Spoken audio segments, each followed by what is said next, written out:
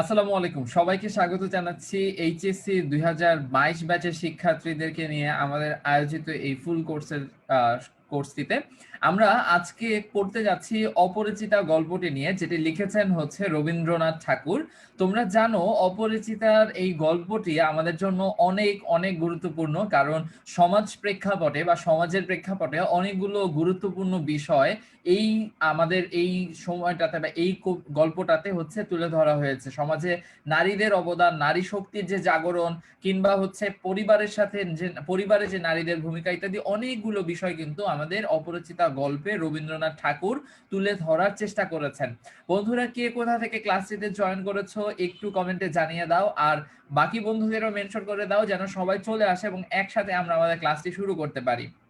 আমরা বেশ কিছুদিন আগে রেইনকোটের ক্লাস দিয়ে শেষ করেছিলাম, এরপরে তোমরা একটা পরীক্ষা দিয়েছো আমি দেখেছি, যেখানে 3টা অবজেক্টিভে একটু প্রবলেম ছিল, বাট বাকিগুলা তোমরা দিতে পেরেছো। সেই 3 মার্কস বোনাস দিয়ে তোমাদের একটা লিস্টও কিন্তু প্রকাশ করা হয়েছে। যারা 200 জনের মধ্যে প্রথম 200 জন ছিল তাদেরকে অনেক অনেক অভিনন্দন যে তোমরা খুব ভালো মতো পড়েছো এবং পরীক্ষাটা দিয়েছো। অনেক অনেক ধন্যবাদ যে আমার কথাটা তোমরা শুনেছো। আর যারা হচ্ছে পরীক্ষাটা হয়তো ওই 200 জনের লিস্টে আসতে পারো নাই, কিন্তু তারপর পরীক্ষাটা দিয়েছো, তাদেরকে অনেক অনেক ধন্যবাদ যে তোমরা আমার কথাটা শুনে পরীক্ষাটা দিয়েছো। পরীক্ষাটা দিলে হয় কি, যে তোমার পড়ার পরে এই জিনিসটার প্রতি প্রিপারেশনটা খুব ভালো মতো হয়ে যায় এবং তুমি সুন্দর মতো মনে রাখতে পারবা, সহজভাবে মনে রাখতে পারবা ইত্যাদি বিষয়গুলো তোমার মধ্যে কিন্তু কাজ করবে। ঠিক আছে? আচ্ছা, তো যেটা বলছিলাম যে অপরিচিতা গল্পটা লিখেছেন কে বলতো? লিখেছেন হচ্ছে রবীন্দ্রনাথ ঠাকুর। রবীন্দ্রনাথ ঠাকুর প্রথমতই আমরা যখনই রবীন্দ্রনাথ ঠাকুরের কথা শুনি, মনে রাখবা যে রবীন্দ্রনাথ ঠাকুর সম্পর্কে কিন্তু জানা আমাদের জন্য অনেক অনেক গুরুত্বপূর্ণ। যে কোনো শুধুমাত্র এইচএসসি পরীক্ষার কথা চিন্তা করলেই না, ইভেন তুমি যদি চিন্তা করো যে আমাদের যে বিষয়গুলো রয়েছে, বিষয়গুলো বলতে যাচ্ছি যে তোমার আহ তোমার হচ্ছে যে অ্যাডমিশনের পরীক্ষা, অন্যান্য চাকরির পরীক্ষা, বিসিএস এর পরীক্ষা ইত্যাদি বিভিন্ন সময় যখনই কোনো কবির সাহিত্যিক নিয়ে কোনো কিছু বলা হয়ে থাকে, এর মধ্যে রবীন্দ্রনাথ ঠাকুর কিন্তু অন্যতম একজন গুরুত্বপূর্ণ ব্যক্তিত্ব, যার কথা কিন্তু অবশ্যই অবশ্যই উল্লেখ করা থাকে বা যার সম্পর্কে প্রশ্ন অনেক সময় এসে থাকে। ঠিক আছে? আচ্ছা, সো যেটা বলছিলাম, অনেক অনেক বন্ধুরা ইতিমধ্যে জয়েন করেছো, তারপর আজকে অ্যাটেন্ডেন্স একটু কম তুলনামূলক ভাবে। তারপর রফিকুল, ফারিহা, খাদিজাতুল, পিঙ্কির, নিপা, প্রীতি, তারপর হচ্ছে ফারিহা, কুলসুম, তারপর হচ্ছে অনেকেই আমাদের সাথে ইতিমধ্যে জয়েন করে ফেলেছো। অনেক অনেক ধন্যবাদ তোমাদেরকে। আচ্ছা, সো যেটা বলছিলাম যে রবীন্দ্রনাথ ঠাকুর সম্পর্কে আমরা যখন পড়ছি, দেখো একটা বিষয়, সেটা হচ্ছে কি বলতো, আমরা রবীন্দ্রনাথ ঠাকুরের একটা ছবি দেখি, আমরা সবাই মোটামুটি চিনি, জানি যে রবীন্দ্রনাথ ঠাকুর সম্পর্কে আমাদের নতুন করে চেনানোর কিছু নেই। তারপরও যেহেতু তোমাদের একটা স্লাইড টাইপ প্রোভাইড করা হবে পিডিএফ হিসেবে, মনে হয়েছে যে একটা ছবি রাখা উচিত, তোমাদের একটু দেখা উচিত। এমনও হতে পারে যে অনেকে হয়তো দেখো নাই যে রবীন্দ্রনাথ ঠাকুর দেখতে কেমন। তো ওনার ছবিটা দেওয়া আছে। পরবর্তীতে যে গুরুত্বপূর্ণ তথ্যগুলো এখানে উল্লেখ করা হচ্ছে একদম দেখো, যেমন রবীন্দ্রনাথ ঠাকুর 1861 খ্রিস্টাব্দের 7ই মে, 1228 বঙ্গাব্দের 25শে বৈশাখ কলকাতার জোড়াসাঁকোর ঠাকুর পরিবারে জন্মগ্রহণ করেন। ঠিক আছে? তার পিতার নাম কি? পিতার নাম হচ্ছে দেবেন্দ্রনাথ ঠাকুর এবং মাতা হচ্ছে শারদী দেবী।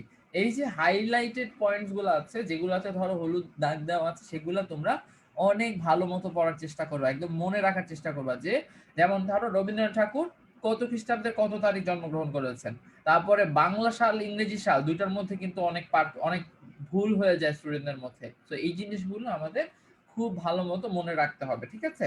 আমরা যখন পড়বো ভালো মতো পড়বো, যেন একবার পড়লে আর আমরা ভুল করে না ফেলি। আচ্ছা, ঠিক আছে। তো যেটা বলছিলাম যে হচ্ছে তোমার,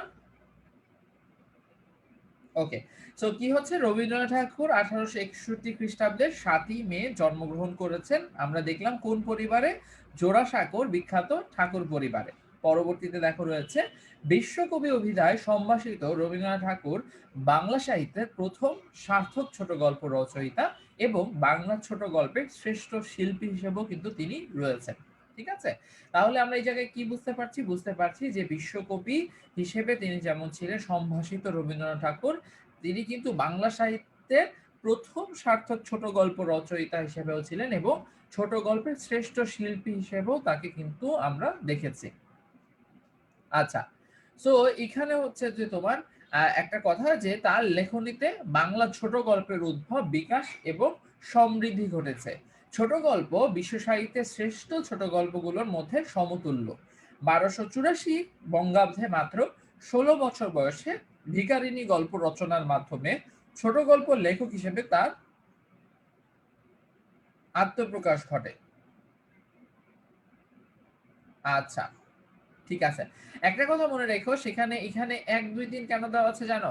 রিজনটা হচ্ছে এখানে 1 2 3 দেওয়ার, এখান থেকে একটা লাইন থেকে আমার 3টা প্রশ্ন কিন্তু হতে পারে। সো 3টা প্রশ্ন যে হতে পারে এজন্য দেওয়া হয়েছে যে 1 2 3 3টা অবজেক্টিভ হতে পারে। মানে 3 ধরনের অবজেক্টিভ হতে পারে। এই লাইনটা এতটাই গুরুত্বপূর্ণ। সেটা বোঝানোর জন্য তোমাদেরকে হচ্ছে একদম ক্লিয়ারলি 3টা 1 2 3 করে মেনশন করে দিয়েছি। ঠিক আছে? আচ্ছা। ওকে, ঠিক আছে। তারপর হচ্ছে সামিন, সামিন বলেছো ভাইয়া ইয়া হবে কি জানি বলে, সামিন বলেছো হচ্ছে ভাইয়া তোমার হচ্ছে জন্মসাল বা মৃত্যু সালে মনে হয় একটু ভুল আছে, দাঁড়াও এখনই দেখতেছি, চেক করে আমরা দেখে ফেলি, যদি ভুল থাকে এখনই হচ্ছে ঠিক করে ফেলতেছি। আচ্ছা, 1268 হওয়ার কথা, 1268 তো আছে, 28 তো নাই ভাইয়া। সামিন কিসের প্রেক্ষাপটে কমেন্টটা করেছে একটু বললো তো ভাইয়া? এখানে তো 1268 আমরা সাইডে দেখতে পাচ্ছি, 28 তো উল্লেখ করা নাই। ঠিক আছে, আচ্ছা। পরবর্তীতে বলা আছে যে তোমার 1284 বঙ্গাব্দে মাত্র 16 বছর বয়সে ভিখারিণী গল্প রচনার মাধ্যমে ছোট গল্প লেখক হিসেবে তার কি ঘটেছিল? আত্মপ্রকাশ ঘটেছিল। ঠিক আছে, আচ্ছা। এরপর থেকে জীবনের প্রায় শেষ দিন পর্যন্ত দীর্ঘ 64 বছরে তিনি অসংখ্য গল্পগুচ্ছ সংকলিত 95টি ছোট গল্প রচনা করেছেন। এর বাইরেও সে গল্প স্বল্প লিপিকা গ্রন্থে তার আরো গল্প সংকলিত রয়েছে। রবীন্দ্রনাথ ঠাকুর রচিত সর্বশেষ গল্পটির নাম হচ্ছে মুসলমানের গল্প। এটা অনেক অনেক অনেক বেশি গুরুত্বপূর্ণ। এই লাইনটা যেগুলা টিক দেওয়া আছে সেই লাইনগুলা আরো অনেক বেশি গুরুত্বপূর্ণ। সো এগুলা একদম কিন্তু আমাদের মুখস্থ করে ফেলতে হবে। ঠিক আছে, যে রবীন্দ্রনাথ ঠাকুরের রচিত সর্বশেষ, আচ্ছা 28 বলে থাকলে সামিন ভাইয়া ভুল বলে ফেলেছি, অনেক অনেক দুঃখিত, বলতে ভুল করেছি তাহলে। ঠিক আছে, আচ্ছা। তাবাসসুম সেম ক্লাস বলছো, কিসের সেম ক্লাস একটু বলো। আচ্ছা, তো রবীন্দ্রনাথ ঠাকুর রচিত সর্বশেষ গল্পটির নাম হচ্ছে কি বলতো? মুসলমানের গল্প। ঠিক আছে, আচ্ছা।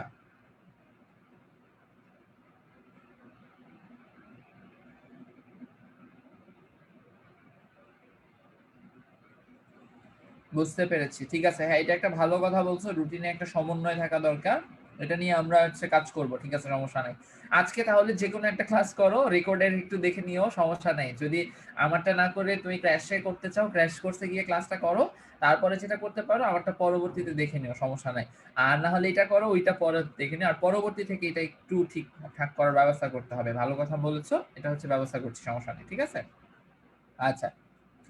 তারপরে দেখো কি রয়েছে, যে এর বাইরেও সে গল্প স্বল্প লিপিকা গ্রন্থে তার আরো গল্প সংকলিত হয়েছে। ঠিক আছে, রবীন্দ্রনাথ ঠাকুর রচিত সর্বশেষ গল্পটির নাম হচ্ছে কি বলতো? মুসলমানের গল্প। পারিবারিক জমিদারি তদারকির সূত্রে কুষ্টিয়ার শিলাইদহে বসবাসের কালেই রবীন্দ্রনাথ ছোট গল্প রচনা স্বর্ণযুগ রচনা করেছিলেন। সোনারতরী কাব্যের শ্রেষ্ঠ কবিতাগুলো তিনি একই সময়ে রচনা করেছেন। খুবই গুরুত্বপূর্ণ, প্রকৃত পটে প্রকৃতির পটে জীবনকে স্থাপন করে জীবনের গতিময় বিশ্বজনীন প্রকাশী রবীন্দ্রনাথের শ্রেষ্ঠ সম্পদ।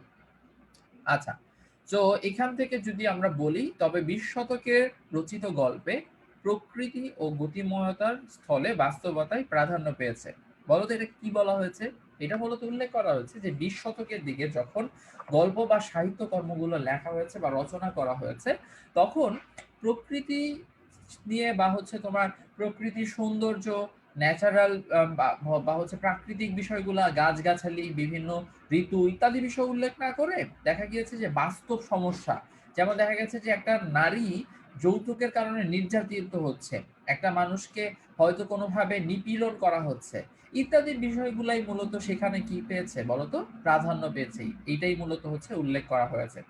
গল্পকার হিসেবে তিনি যেমন বরেণ্য, ঔপন্যাসিক হিসেবেও বাংলা সাহিত্যে তার স্থান কিন্তু কি বলতো? সুনির্দিষ্ট। তার রচিত উপন্যাসগুলোর মধ্যে রয়েছে চোখের বালি, গোরা, চতুরঙ্গ, ঘরে বাইরে, শেষের কবিতা, যোগাযোগ। বাংলা উপন্যাসের শ্রেষ্ঠ সম্পদ। ঠিক আছে,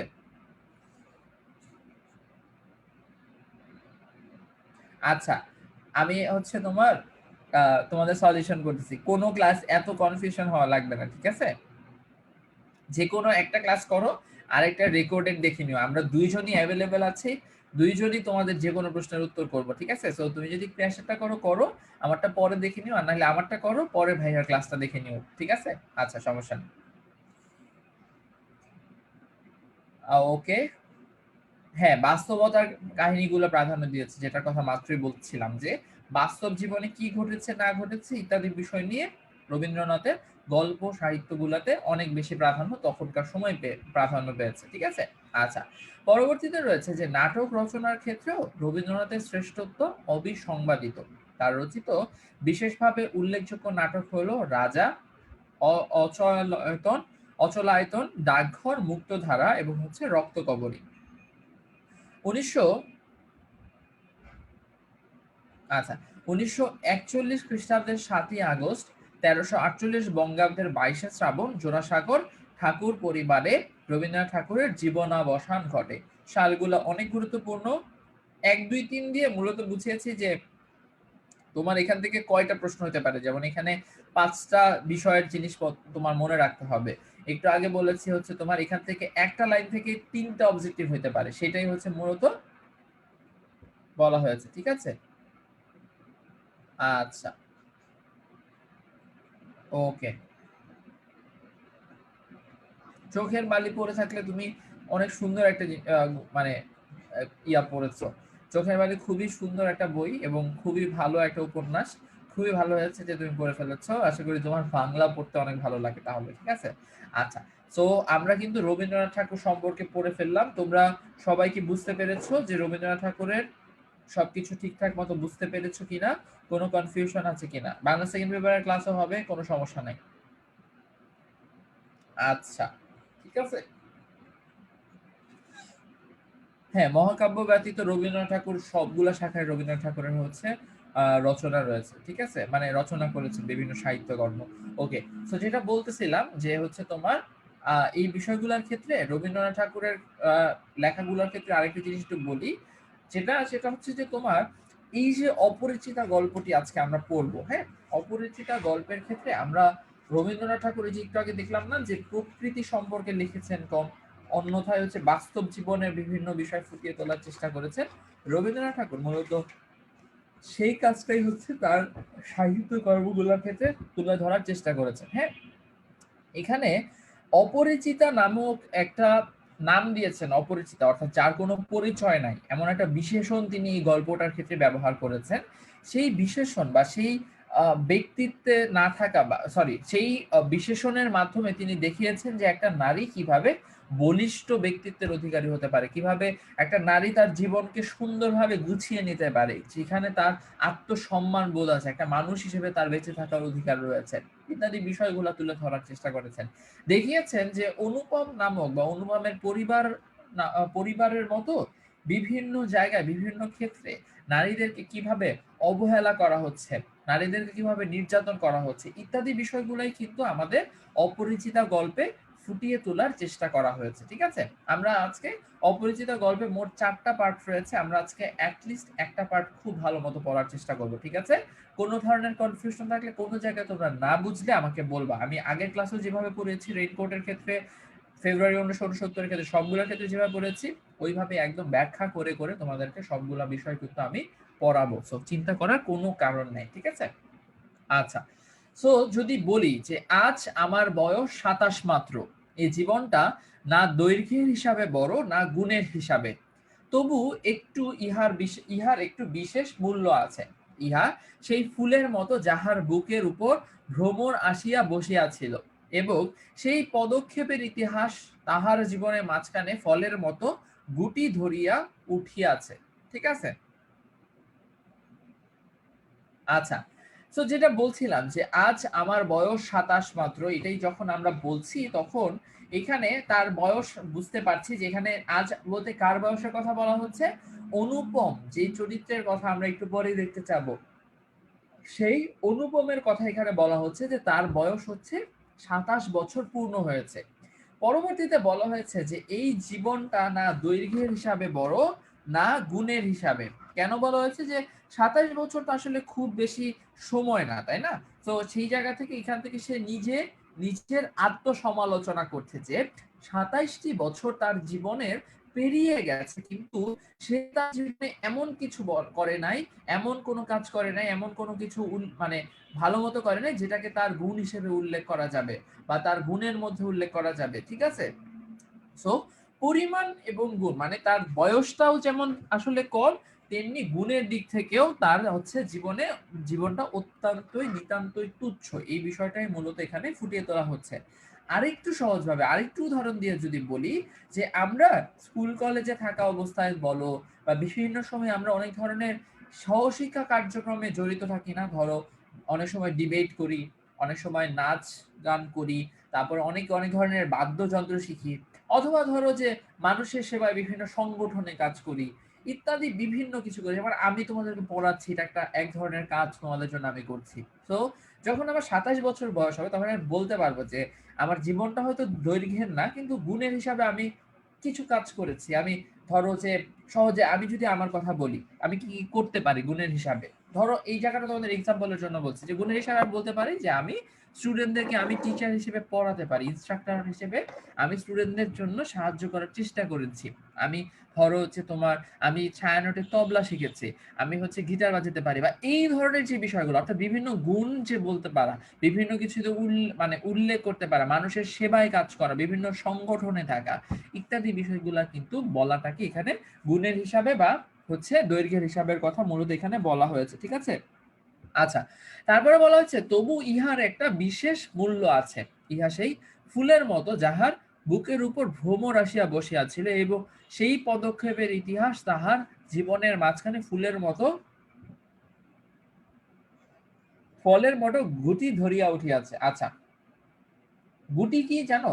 গুটি হচ্ছে মানে ফলের পূর্ববর্তী অবস্থা, মানে গুটিটাই একসময় ফলে পরিণত হয়ে যায়। হ্যাঁ, কিন্তু গুটি যদি ফলের মতো হয় তাহলে তার অসম্পূর্ণতা বা সারবত্ততা প্রকট হয়ে ওঠে। মানে এটা তোমাদের বইও খুব সুন্দর মতো লেখা আছে যে নিজের যে নিষ্ফল জীবনকে বোঝাতে মূলত এখানে ধরো ফল থেকে মানে গুটি থেকে আস্তে আস্তে একটা ফলে পরিণত হচ্ছে।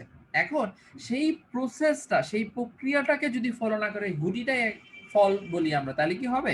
তাহলে যে গুটি থাকা অবস্থায় যে এক ধরনের বৈশিষ্ট্য, ধীরে ধীরে সেটা প্রক্রিয়াধীন অবস্থায় সেটা যে ফলে পরিণত হয়, সেইটার যে একটা মর্ম, সেটার যে একটা গুরুত্ব, সেটা কিন্তু হারিয়ে যাচ্ছে। তো একইভাবে অনুপম বলতে চেয়েছে যে তার জীবনটাও যেন একদমই তুচ্ছ, তার জীবনটাও যেন এক ধরনের নিষ্ফল, অর্থাৎ কোনো কিছুই সে তার জীবনে কিন্তু করতে পারে নাই, এমন বিষয়টাই মূলত এখানে বোঝানো হয়েছে। হ্যাঁ, হ্যাঁ, মন্দিরা সুন্দর মতো বলেছ যে এখানে কি বলা হয়েছে, এখানে মূলত শেষের লাইনটার মাধ্যমে বলা হয়েছে যে তার নিষ্ফল জীবনকে, তার জীবনটা যে নিষ্ফল, কোনো কিছু সে জীবনে করে নাই, সেটা বোঝানোর জন্যই শেষের লাইনটা কিন্তু এখানে উল্লেখ করা হয়েছে। ঠিক আছে? আচ্ছা, সেই ইতিহাসটুকু আকারে ছোট, তাহাকে ছোট করিয়াই লিখিব। ছোটকে যাহারা সামান্য বলিয়া ভুল করেন না, তারা ইহার রস বুঝিবেন। কলেজে যতগুলো পরীক্ষা পাশ করিবার সবগুলাই তো আমি চুকাইয়াছি। অর্থাৎ সে কিন্তু একটা ভালো ধরনের স্টুডেন্ট বা ভালো মানের স্টুডেন্ট, সেটাই মূলত এখানে উল্লেখ করা হয়েছে যে কলেজে অনেকগুলা পরীক্ষা চলছে, যেটা সবগুলোই সে শেষ করেছে। ছেলেবেলায় আমার সুন্দর চেহারা লইয়া পণ্ডিত মশাই আমাকে শিমুল ফুল ও মাকাল ফলের সহিত তুলনা করিয়া তারপরে বিদ্রুপ করিবার সুযোগ পাইয়াছিলেন। ইহাকে তখন বড় লজ্জা পাইতাম, কিন্তু বয়স হইয়া একথা ভাবিয়াছি, যদি জন্মান্তর থেকে, তবে আমার মুখে স্বরূপ পণ্ডিত মশাইদের মুখে বিদ্রুপ আবার যেন অমন করিয়াই প্রকাশ পায়। আমার পিতা এককালে গরিব ছিলেন, ওকালতি করিয়া তিনি প্রচুর টাকা রোজগার করিয়াছেন, ভোগ করিবার সময় নিমেষ মাত্র পান নাই। মৃত্যুতে তিনি যে হাফ ছাড়িলেন, সেই তার প্রথম অবকাশ। ওকালতি পেশা কার ছিল? অনুপমের পিতার। অর্থাৎ এইটা কিন্তু অনেক গুরুত্বপূর্ণ প্রশ্ন। হ্যাঁ, কারণ এখানে আরো কিছু পেশা সম্পর্কে আমরা পরবর্তীতে জানবো। বাট তোমাকে যদি প্রশ্ন করা হয় অনুপমের পিতার পেশা কি ছিল, যারা ক্লাসটিতে আছে আমাকে কমেন্ট করে জলদি জলদি জানাও তো। আজকে দেখলাম যে কেউ খুব বেশি একটা কমেন্টও করছে না, কি ব্যাপার তোমরা আজকে সবাই তো চুপচাপ কেন? কি হয়েছে তোমাদের? পড়তে ভালো লাগছে না, মন খারাপ লাগছে, বা কোনো সমস্যা হচ্ছে? আমাকে বলো কি সমস্যা, বা কোনো কিছু না বুঝে থাকলেও বলো যে ভাই এই জায়গাটা বুঝতে পারছি না, ঠিক আছে? আচ্ছা আচ্ছা, বয়স কত এটা খুবই একটা একটা প্রশ্ন যেটা কখনো কাউকে জিজ্ঞাসা করতে হয় না, ঠিক আছে? আচ্ছা, রেজাউল ভাইয়াও বলেছে, এটা মেনশন তোমরা নিশ্চয়ই জানো, এই ধরনের কোনো বিষয় নিয়ে আমরা কথা বলবো না, হ্যাঁ? আচ্ছা, খুবই ভালো, ক্লাস 9-এ তুমি পড়েছো, কিন্তু এখন তো তোমার পাঠ্যপুস্তকেই আছে, তো সেই কারণে আবার পড়তে হবে, ভালো মতো পড়তে হবে, ঠিক আছে? চুকাইয়াছে মানে হচ্ছে মানে শেষ করে এসেছে। ধরো তুমি তুমি এখন এইচএসসি পরীক্ষার্থী, তাই না? তাহলে তুমি কি কি পরীক্ষা দিয়েছো? তুমি হয়তো জেএসসি দিয়েছো, পিএসসি দিয়েছো, তারপরে হচ্ছে এসএসসি দিয়েছো। সো এই তিনটা পরীক্ষা তোমার মানে চুকানো হয়েছে, মানে শেষ হয়েছে আর কি, এটাই মূলত বোঝানো হয়েছে যে সে তার সবগুলা পরীক্ষায় চুকাইয়াছে, ঠিক আছে? আচ্ছা, পরবর্তীতে, আচ্ছা ঠিক আছে, কোনো কোনো কনফিউশন আছে, কোনো কিছু জিজ্ঞাসা করার আছে আমাকে বলো যদি থাকে, আর যদি না থাকে তাহলে কিন্তু আমরা পরামর্শে চলে যাব। যে প্রশ্নটা করেছিলাম, অনুপমের পিতার পেশা কি বলো তো, যারা ক্লাসে আছো, কোনো কনফিউশন যদি না থাকে বলো তো, অনুপমের পিতার পেশা কি ছিল? একটু জলদি জলদি আমাকে বলে ফেলো, হ্যাঁ? আচ্ছা ঠিক আছে।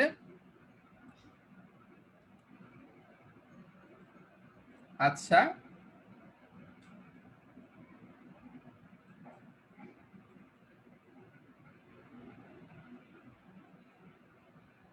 উপরের অংশটা আবার ব্যাখ্যা করবো, ভেরি গুড, ঠিক আছে, চলো ব্যাখ্যা করতেছি, কোনো প্যারা নেই। আর কারো কোনো প্রশ্ন? শিমু বলেছে উপরের অংশটা ব্যাখ্যা করতে, ঠিক আছে। দেখো, বলা হয়েছে কলেজে যতগুলো পরীক্ষা পাশ করিবার সব আমি চুকাইয়াছি। ছেলেবেলায় আমার সুন্দর চেহারা লইয়া পণ্ডিত মশাই আমাকে শিমুল ফুল ও মাকাল ফলের সহিত তুলনা করিয়া বিদ্রূপ করিবার সুযোগ পাইয়াছিলেন। আচ্ছা, এখন তোমার প্রশ্ন হবে যে ভাইয়া, শিমুল ফুলটা কি আর মাকাল ফলটা কি? শিমুল ফুল তো ফুল, আর মাকাল ফলটা হচ্ছে তোমার এক ধরনের ফল যেটা দেখতে খুব সুন্দর, কিন্তু এটা একদমই খাওয়া যায় না, মানে ভিতরে খুবই দুর্গন্ধ, একদম পচা, তারপর হচ্ছে কাঁটাযুক্ত হয়, সেটাকে হচ্ছে মাকাল ফল বলা হয়ে থাকে, অর্থাৎ খাওয়া যায় না, ঠিক আছে? তো যেটা বলা হচ্ছে যে তোমার এখানে ছোটবেলায় ওর চেহারা সুন্দর ছিল, দেখতে খুব সুন্দর ছিল অনুপম, যে কারণে সবাই তাকে শিমুল ফুল বলতো, যে শিমুল ফুলের মতো সুন্দর, কিন্তু আবার মাকাল ফলের মতো, মানে হইতেছে আসলে সুন্দর দেখতে কিন্তু কোনো গুণ নাই।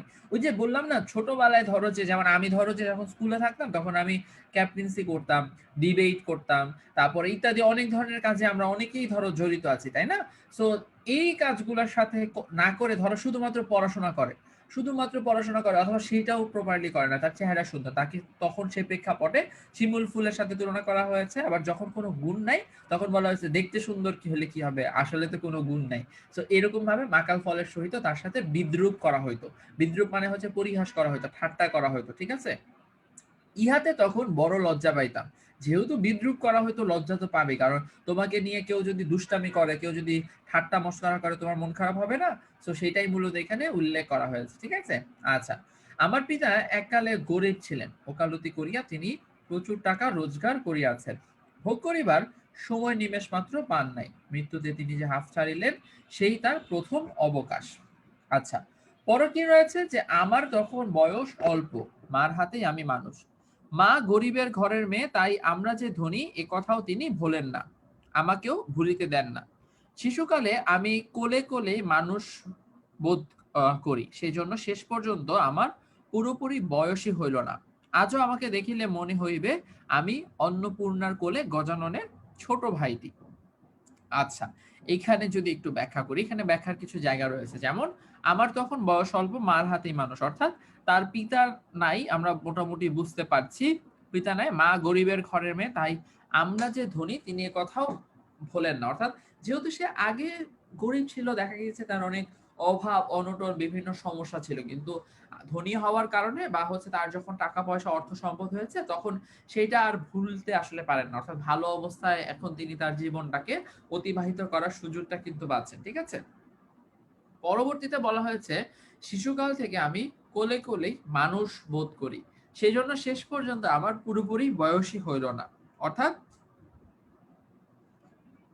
অর্থাৎ হচ্ছে কি যে এই যে পুরোপুরি বয়সটা কিভাবে হবে, কারণ ধরো যে 27 বছর বয়স তার হয়েছে, কিন্তু এই 27 বছর বয়সে সে নিজে থেকে কোনো কিছু করার সুযোগটাই হয়তো পায় নাই, কারণ তার মা অথবা মামা সবসময় তাকে কোলে কোলে রেখে মানুষ করার চেষ্টা করেছে, বড় করার চেষ্টা করেছে। এমন অনেক মানুষ তোমরা দেখেছো না, যে দেখা গিয়েছে যে অনেক বড় বয়সে কিন্তু বাসা থেকে বের হতে হয়তো পারেই না, অথবা পারলে হয়তো বাবা মার সাথে বের হতে হয়, কারণ সে রাস্তাঘাট চিনে না, কিংবা হচ্ছে ধরো তাকে আসলে দেওয়াই হয় না। তো এই জায়গাটাই হচ্ছে মূলত এখানে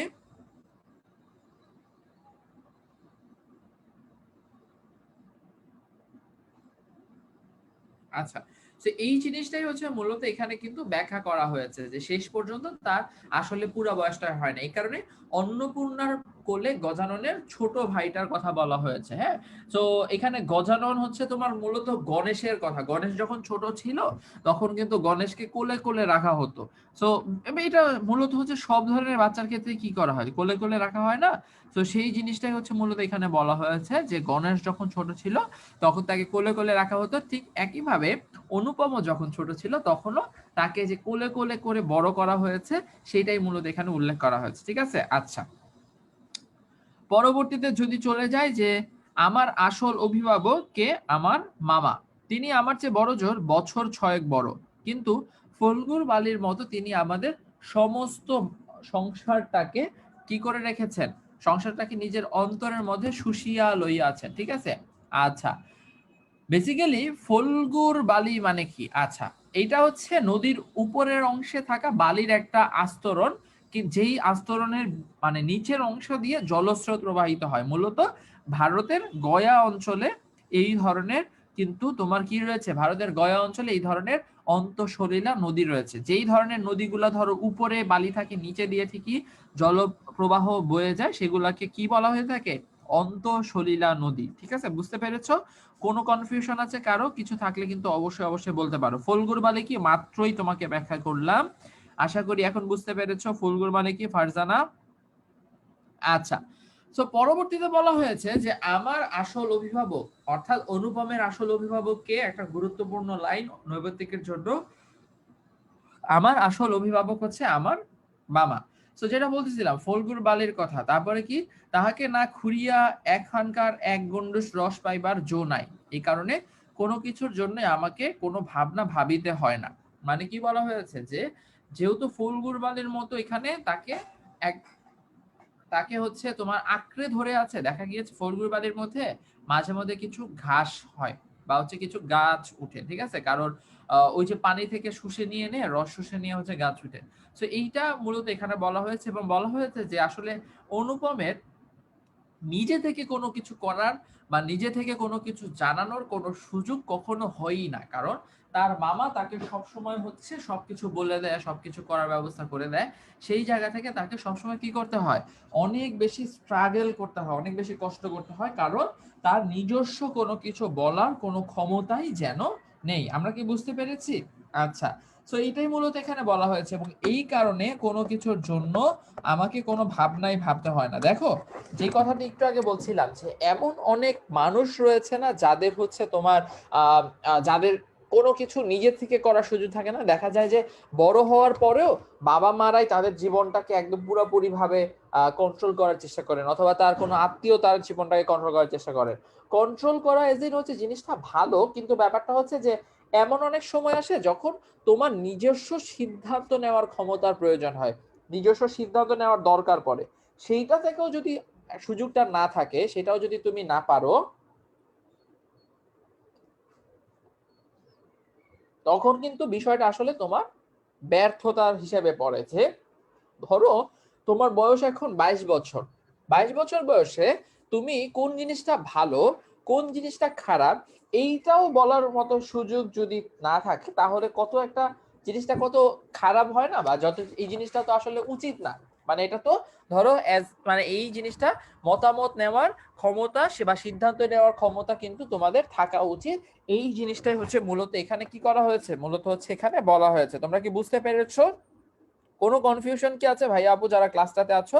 যদি কোনো কনফিউশন থাকে তাহলে কিন্তু অবশ্যই অবশ্যই আমাদেরকে জানাতে পারো। ঠিক আছে, আচ্ছা, তো পরবর্তী অংশে যদি চলে যাই তাহলে আমরা দেখতে পাচ্ছি যে কন্যার পিতা মাত্রই স্বীকার করিবেন আমি সৎপাত্র, অর্থাৎ তামাক তামাকটুকু পর্যন্ত খাই না। এখানে কন্যার পিতা স্বীকার করার কথা কেন বলা হচ্ছে বন্ধুরা? কারণ হচ্ছে এখানে মূলত যেই জিনিসটা এসেছে সেটা হচ্ছে যে আম, অনুপম নিজের ব্যাপারে ভালো কথা, ভালো কিছু জানানোর চেষ্টা করছে যে আসলে সে যে ভালো এটা তো ঠিক আছে, এবং শুধুমাত্র নিজেই না, একটা পাত্র হিসেবে সে একদম সৎ পাত্র, এইটা কিন্তু এখানে সে বলার বা বোঝানোর চেষ্টা করেছে যে আসলে এরকম পাত্রই কিন্তু সবাই খুঁজে বা সবাই খুঁজে চায়, ঠিক আছে। আচ্ছা, তো কি বলা হয়েছে, ভালো মানুষ হওয়ার কোনো ঝঞ্ঝাটও নাই, তাই আমি নিতান্তই ভালো মানুষ, মাতার আদেশ মানিয়া চলিবার ক্ষমতা আমার আছে, বস্তুত না মানিবার ক্ষমতা আমার নাই, অন্তপুরের শাসনে চলিবার মতো করিয়াই আমি প্রস্তুত হয়েছি, যদি কোনো কন্যা স্বয়ংবরা হন তবে এই সুলক্ষণটি স্মরণ রাখিবেন। আচ্ছা, ঠিক আছে।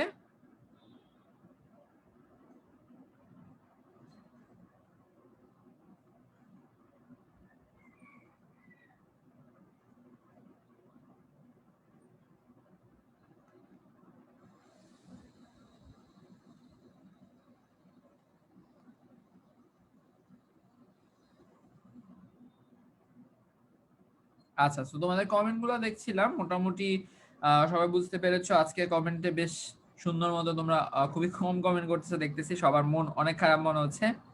আচ্ছা, ঠিক আছে।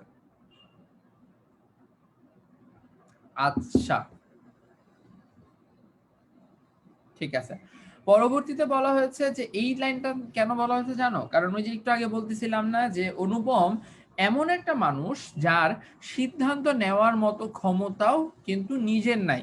তো যেটা হয়, যেহেতু তার সিদ্ধান্ত নেওয়ার ক্ষমতা নাই, দেখা যায় যে আসলে ধরো একটা কথা তার মা বলেছে, মা বলার পরে মায়ের কথা শোনা অবশ্যই উচিত, অবশ্যই ভালো, কিন্তু ব্যাপারটা যদি এমন হয়ে যায় যে তোমার নিজস্ব কিছু বলার মতো, নিজস্ব মতবাদটা প্রকাশ করার মতো সুযোগ না থাকে, তখন কিন্তু সেটা সমস্যা। ধরো তোমাকে তোমার আম্মু একটা কাজ করতে বলেছে, সেটা তুমি অবশ্যই করে দিবে, সেখানে কোনো ধরনের সমস্যা নেই, কোনো ধরনের কনফিউশন নেই, কিন্তু কাজটা নিয়ে তোমার একটা মতবাদ থাকতে পারে যে আম্মু এই কাজটা এইভাবে না করে এইভাবেও কিন্তু করা যায়।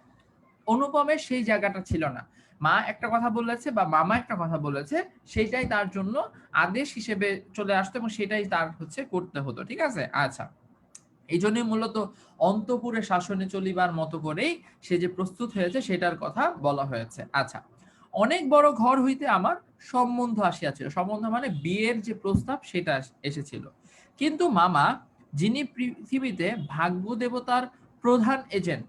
আচ্ছা, খুবই গুরুত্বপূর্ণ একটা লাইন বলেছে যে মামা, অর্থাৎ যে মামার কথা আমরা বলছিলাম যে ফলগুর বালির মতো তার তার সাথে সবসময় মানে তাকে তার শুষে শুষে তার পরিবারটাকে শুষে নিচ্ছে, সেই মামা হচ্ছে তার ভাগ্য দেবতার প্রধান এজেন্ট। কেন বলা হয়েছে এটা?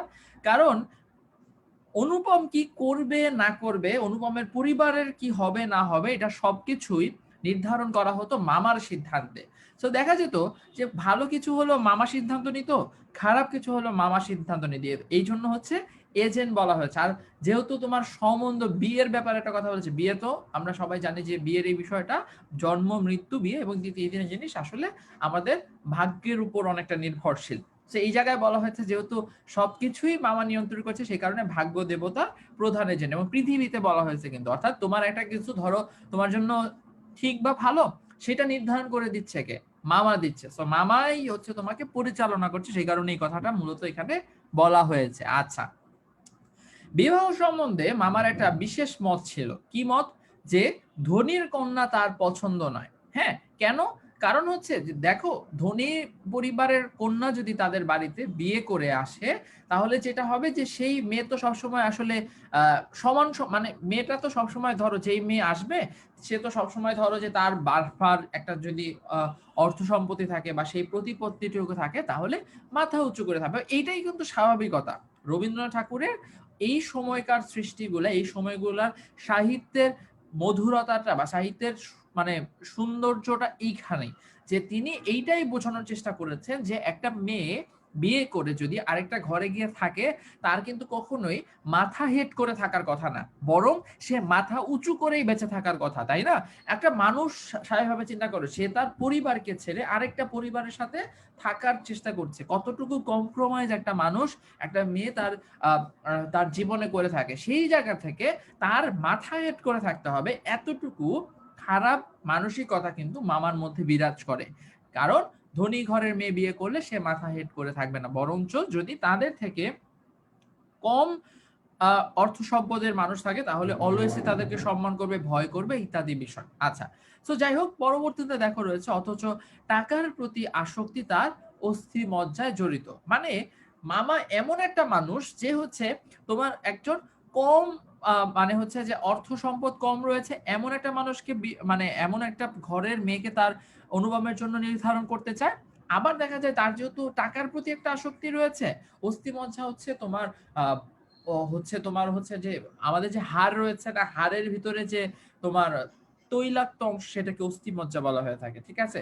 আমরা অনেক সময় গরু বা মুরগির পা খাই, পায়ের ভিতরে যে সুন্দর তোমার তৈলাক্ত একটা অংশ থাকে, সেটাকে হচ্ছে অস্থিমজ্জা বলা হয়ে থাকে। এটার এক্সাক্ট আমি এখন তোমাকে এক্সপ্লেন করতে পারছি না, বাট আশা করি তোমরা বুঝতে পেরেছো, তাই না, যে কোনটাকে অস্থিমজ্জা বলবো।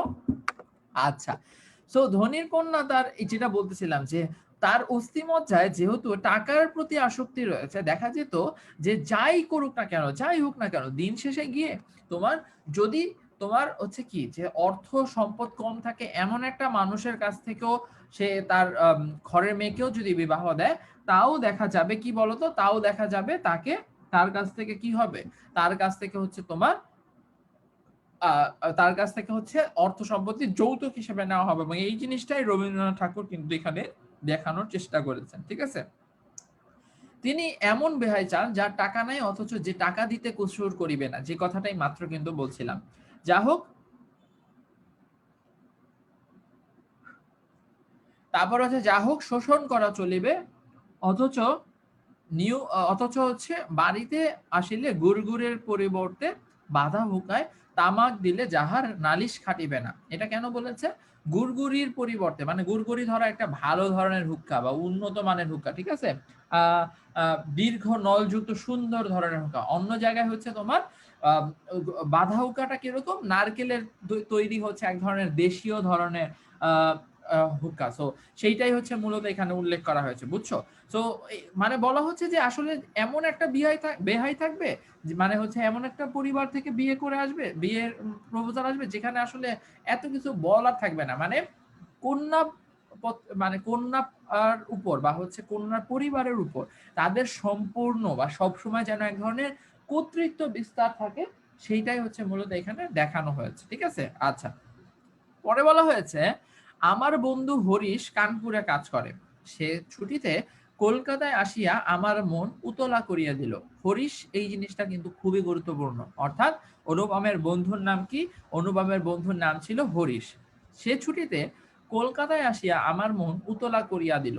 সে বলিল, ওহে মেয়ে, যদি বলো একটি খাসা মেয়ে আছে, কিছুদিন পূর্বে এম.এ পাশ করিয়াছি, সামনে যতদূর পর্যন্ত দৃষ্টি চলে ছুটি ধু ধু করিতেছে, পরীক্ষা নাই, উমেদারি নাই, চাকরি নাই, নিজের বিষয় দেখিবার চিন্তাও নাই, শিক্ষাও নাই, ইচ্ছাও নাই, থাকিবার মধ্যে ভিতরে আছেন মা এবং বাহিরে আছেন হচ্ছে মামা।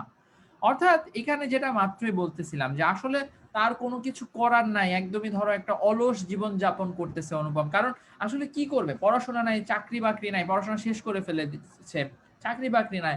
তো এখন আসলে বিবাহ নিয়ে কিছু চিন্তা ভাবনা করার চেষ্টা করছে। সেখানে হরিশকে যখন জিজ্ঞাসা করেছে, হরিশ বলেছে, ওহে মেয়ে, যদি বলো একটা খাসা মেয়ে আছে, অর্থাৎ একটা ভালো মেয়ে আছে, এমন একটা কথা বলা হয়েছে, ঠিক আছে?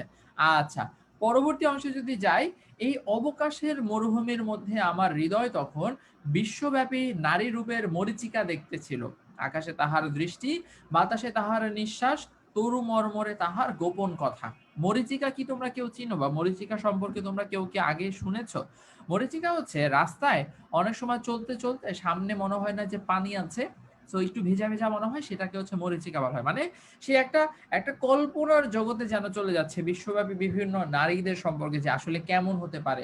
আকাশের দিকে তাকিয়ে আছে এমন একটা নারী, বাতাসে তাহার নিঃশ্বাস, তরু মর্মরে, অর্থাৎ হয়তো গাছের নিচে যে তারা গল্প করছে, কথা বলছে একে অপরের সাথে, এরকম বিষয় একটা কল্পনার জগতে সে যেন প্রবেশ করেছে, যে চিন্তা করছে যে আসলে কি হতে পারে, কি নিয়ে কথা, মানে কি ধরনের মেয়ে পাওয়া যেতে পারে, বা কি ধরনের মেয়ের কথা হরিশ আসলে বলার চেষ্টা করছে। ঠিক আছে, আচ্ছা, ওকে, ঠিক আছে। তো পরবর্তীতে দেখো বলা হয়েছে যে এমন সময় হরিশ আসিয়া বলো, মেয়ে যদি বলে তবে মানে তবে বলে আর কিছু বলে নাই। তো এটা থেকে একটা জানার ইচ্ছা আরে অনেক কাজ করছে, যে আসলে কেমন টাইপের মেয়ের কথা হরিশ বারবার বলার চেষ্টা করছে। আমার শরীর মন বসন্ত বাতাসে বকুল বনের নবপল্লব রাশির মতো কাঁপিতে কাঁপিতে আলো ছায়া বনিতে লাগিল। হরিশ মানুষ, হরিণ বলে ফেলেছি, সরি, অনেক সরি। হরিশ মানুষটা ছিল রসিক, রস দিয়ে বর্ণনা করিবার শক্তি তাহার ছিল, আর আমার মন ছিল তৃষ্ণার্ত।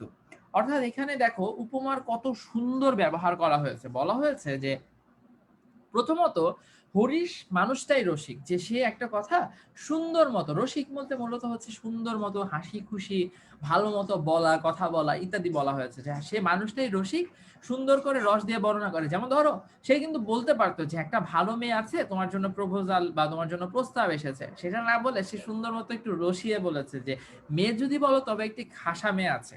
তো ওরকম ভাবে আর কি ওই জিনিসটা বলা হচ্ছে, যে হরিশ কোন একটা কথা খুব রস দিয়ে বর্ণনা করার চেষ্টা করে, খুবই রসিক ভাবে বর্ণনা করার চেষ্টা করে। এবং একই সময় দেখো বলা হয়েছে একটু আগেই, সে কিন্তু চিন্তা করছিল না যে কেমন ধরনের মেয়ের কথা আসলে হরিশ বলার চেষ্টা করছে, সেই জায়গা থেকে বলা হয়েছে যে হরিশ তো একে তো রস দিয়ে বর্ণনা করার চেষ্টা করছে, অন্যদিকে তার নিজের মন হচ্ছে অনেকটাই তৃষ্ণার্ত হয়ে আছে, অর্থাৎ শোনার জন্য অপেক্ষা করছে যে হরিশ কি বলবে, কেমন টাইপের মেয়ের ব্যাখ্যা দিবে, কোন ধরনের মেয়েকে হরিশ আসলে ভালো বলছে ইত্যাদি বিষয়গুলা। আমরা কি বুঝতে পেরেছি?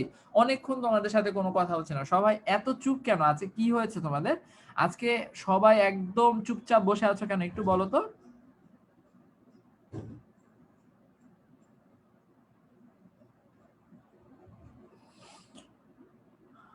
আচ্ছা,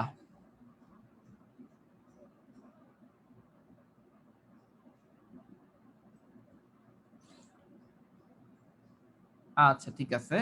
আচ্ছা, তোমরা সবাই এত চুপ হয়ে আছো আজকে, একটু বলো সবকিছু বুঝা গেছে নাকি? ওকে। নবপল্লব মানে হচ্ছে গাছের নতুন পাতাকে বোঝানো হয়ে থাকে। অনেকগুলা গাছের পাতা যখন হয় হয়, সাবাই বা প্রশ্নটা করেছো, অনেকগুলা গাছের নতুন পাতাকে নবপল্লব রাশি বলা হয়ে থাকে। ঠিক আছে, আচ্ছা, কোনো কনফিউশন থাকলে বলো আমাকে, আমি হচ্ছে সলভ করে দেওয়ার চেষ্টা করব। ঠিক আছে, ওকে,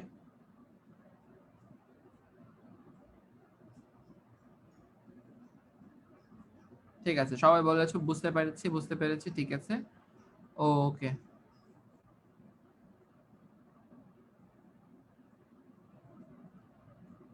ওকে।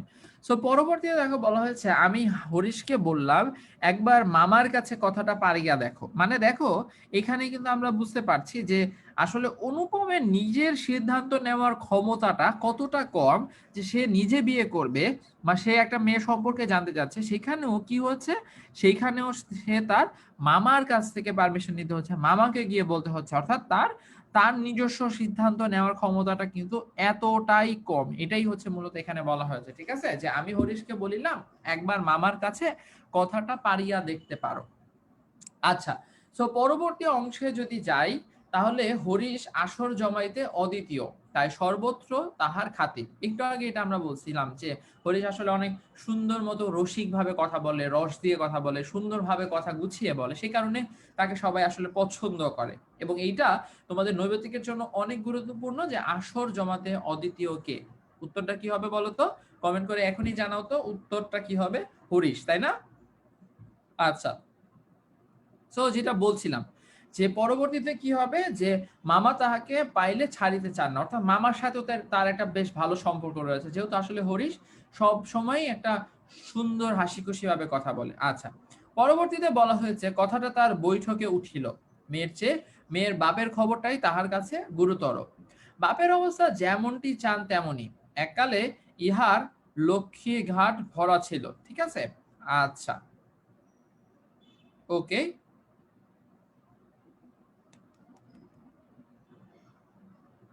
আচ্ছা,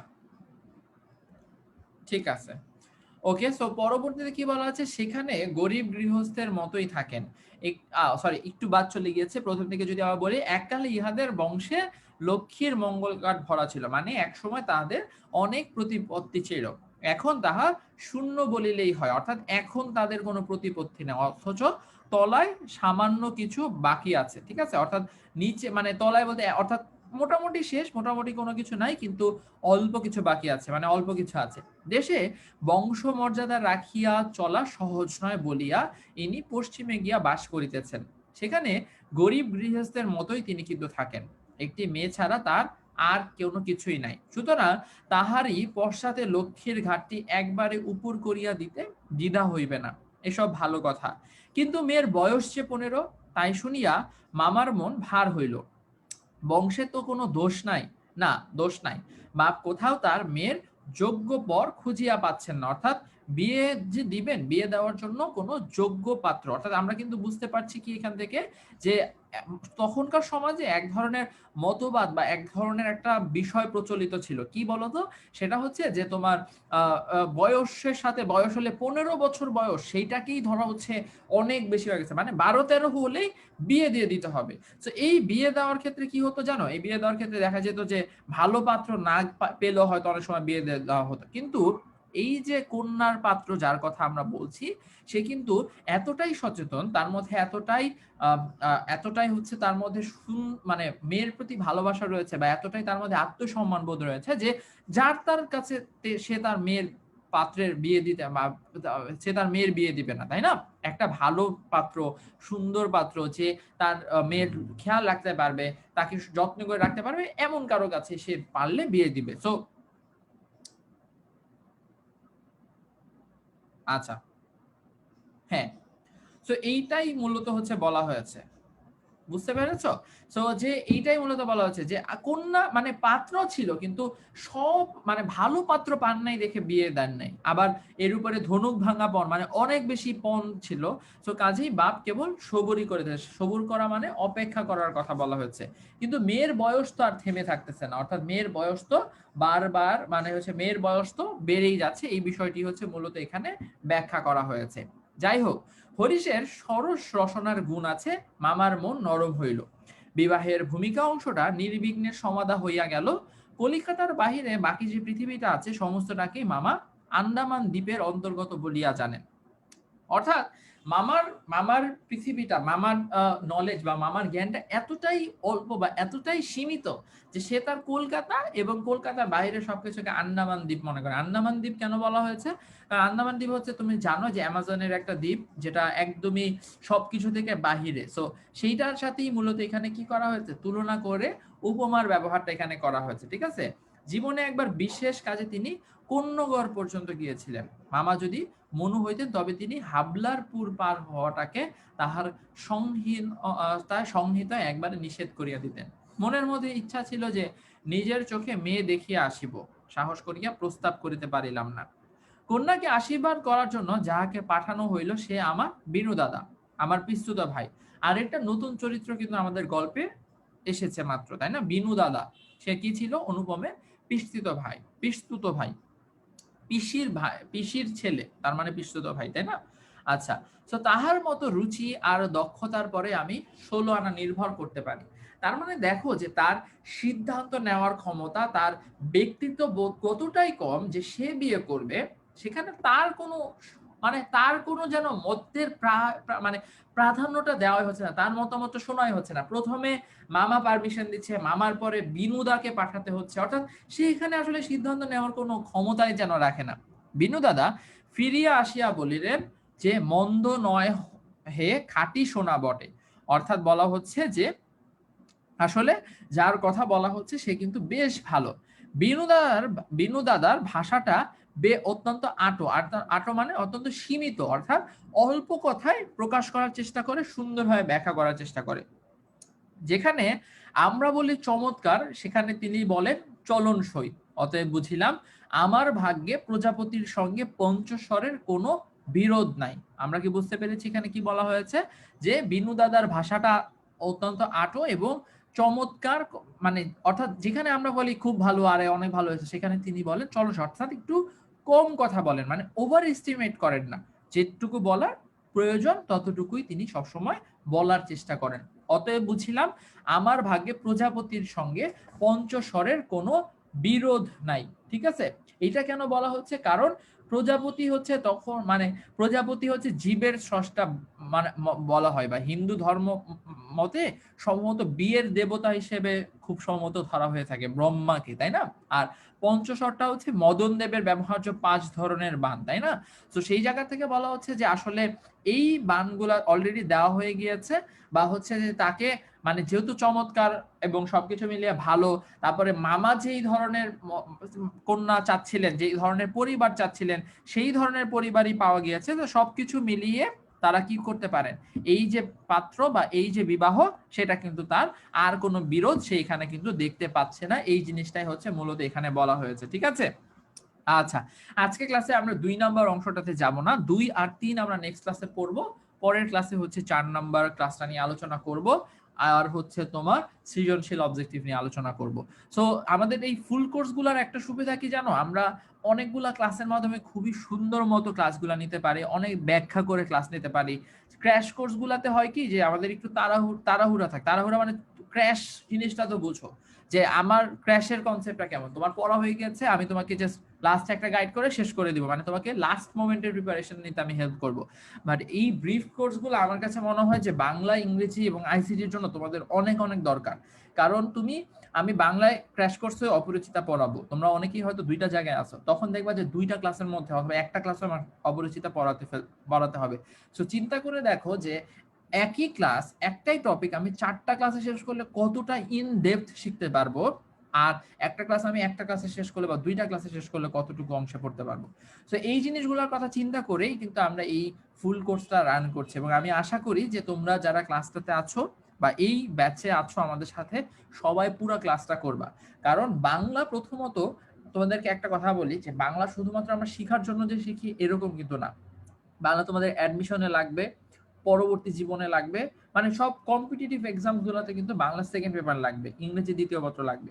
সেই জায়গা থেকে তোমাদের বাংলা এবং ইংরেজি সবসময়, এটা কোনো সিলেবাস নাই, ভালো মতো পড়তে হয়। ঠিক আছে, আর ফার্স্ট পেপারটা হচ্ছে সিলেবাস গুলো আগে শেষ করবো, এরপরে বাকিগুলো অংশগুলোও পড়বো, যেন এইটা তো এক ধরনের রিক্রিয়েশন হিসেবেও তুমি ধরে নিতে পারো যে আমার সিলেবাসে আমি সবগুলো জিনিস সুন্দর মতো, আমার বইয়ের কত সুন্দর সুন্দর গল্প আছে সেগুলো সবকিছু পড়ছি।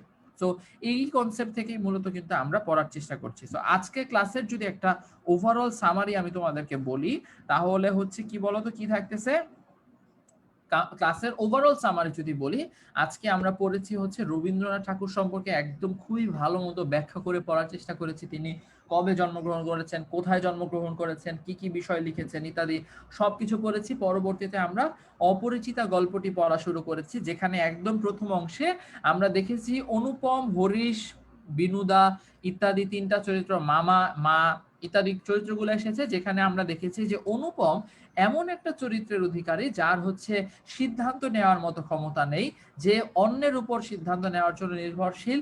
তার মামা, মা, তারপরে হচ্ছে বিনু দাদা, হরিশ ইত্যাদি সবাই তাকে সবসময় গাইড করতে হয়, কারণ সে, তার বয়স 27 হলো, সে কাকে বিয়ে করবে সেই বিষয়টা সম্পর্ক তার যেন কোনো মতামত দেওয়ার অধিকার নাই, তার যেন সেই মতামত কোনো কিছু বলার সুযোগ নাই। এই বিষয়গুলাই কিন্তু মূলত এখানে ফুটিয়ে তোলার চেষ্টা করা হয়েছে। ঠিক আছে, সো আমি মোটামুটি আশা করি তোমাদেরকে বোঝাতে পেরেছি। তোমাদের কোনো কনফিউশন আছে কিনা, কোনো প্রশ্ন আছে কিনা, আমাকে একটু কমেন্টে জলদি জলদি জানাও তো। আর ক্লাসটা তোমাদের কাছে কেমন লাগলো, বুঝতে পেরেছো কিনা সবকিছু, এই জিনিসগুলো একটু একটু আমাকে কমেন্টে জানাও।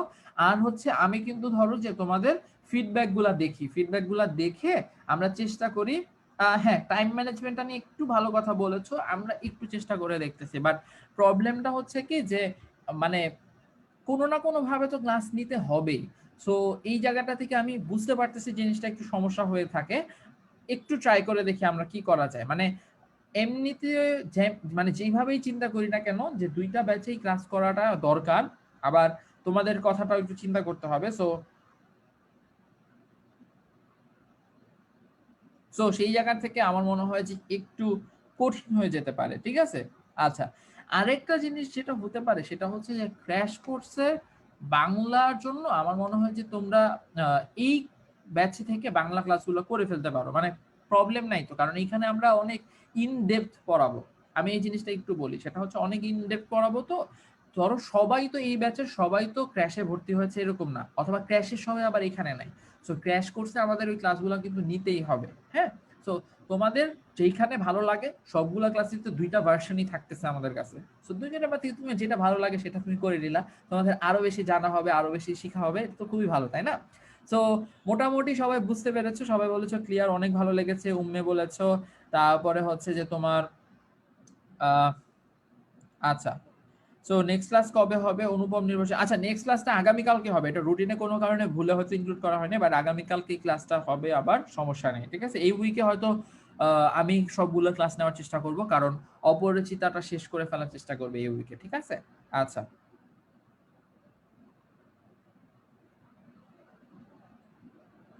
আচ্ছা ৩ ঘন্টা ক্লাস হয় তোমাদের কোনো কলেজে? একটানা ৩ ঘন্টা ক্লাস হয়? আমি জানি না। মানে একটা টপিকের আলাদা, আলাদা সাবজেক্টে? আচ্ছা। এইটা যেটা হয় যে দেখো ভাইয়া অনলাইনে ক্লাস করা আর কলেজে ক্লাস করাটা হচ্ছে কিন্তু একটু ডিফারেন্ট মাহমুদ হাসান, বুঝছো? যে তুমি অনলাইনে ৩ ঘন্টা তাকায় থাকলে এটা তোমার শারীরিকভাবেও তোমার জন্য অনেকভাবে ক্ষতিকারক। সো এটা তো আমরা চাই না। এই কারণে একটু ব্রেক দিয়ে, দিয়ে তোমাদের পড়ানোর চেষ্টা করি। ঠিক আছে? আচ্ছা।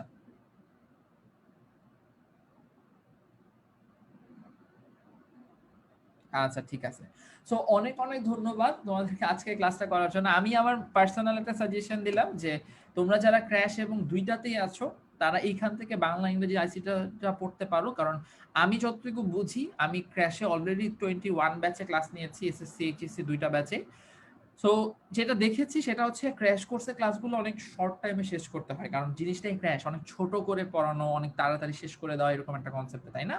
তো সেই জায়গা থেকে এইটা তো ফুল সিলেবাস কোর্স। এটা আমি অনেক টাইম নিয়ে সুন্দর মতো ধীরে সুস্থে আজকে একটা পার্ট পড়াইলাম, কালকে আরেকটা পার্ট পড়াবো। পরে এমসিকিউ প্র্যাকটিস করাবো, সৃজনশীল প্র্যাকটিস করাবো। সো সেই জায়গা থেকে কিন্তু খুব ভালো হয় তোমাদের পড়া। ইভেন ফারহান ভাইও কিন্তু ওইভাবে ক্লাস নিচ্ছে। তোমাদের পরীক্ষা নিচ্ছে। সো সেই জায়গা থেকে তুমি কিন্তু এখান থেকে ইজিলি ক্লাসগুলো করে ফেলতে পারো, তাই না? সো যে এখান থেকে এক জায়গা থেকে করলেই হলো, তাই না? আর হচ্ছে তোমার ফেব্রুয়ারি ১৯৬৯ নিয়ে ক্র্যাশে ক্লাস হয়েছে, আমাদের ফেব্রুয়ারি ১৯৬৯ নিয়ে আমিও ক্লাস নিয়েছি। দুইটাই দেখো, দুইটা দেখলেই আরো ভালো প্রিপারেশন হবে। কারণ আমরা দুইজনই চেষ্টা করি যে তোমাদের কোনো ধরনের সমস্যা যেন না থাকে। আর এরপরও সমস্যা থাকলে তো আমরা দুজন তো আছি তোমাদের জন্য, চিন্তা করার কোনো কারণ নেই। ঠিক আছে? তো সবাই ভালো থেকো, সুস্থ থেকো। কোনো সমস্যা থাকলে জানাইও। আর ক্লাসের ব্যাপারে কোনো ফিডব্যাক থাকলে আমাকে যে কোনো ভাবে পার্সোনালি জানাতে পারো, ইনবক্সে জানাতে পারো। আমি যে ফর্ম দিব ফিডব্যাকে সেটাতেও জানাতে পারো, কোনো সমস্যা নেই। কারণ তোমাদের জন্য আমরা ক্লাস নিচ্ছি। তোমাদের বুঝতে যেন সুবিধা হয়, কোনো সমস্যা না থাকে, সেটার জন্য যা করার প্রয়োজন সবকিছু আমরা করব। সো সবাই ভালো থেকো। কালকে ইনশাআল্লাহ দেখা হবে। আসসালামু আলাইকুম সবাইকে।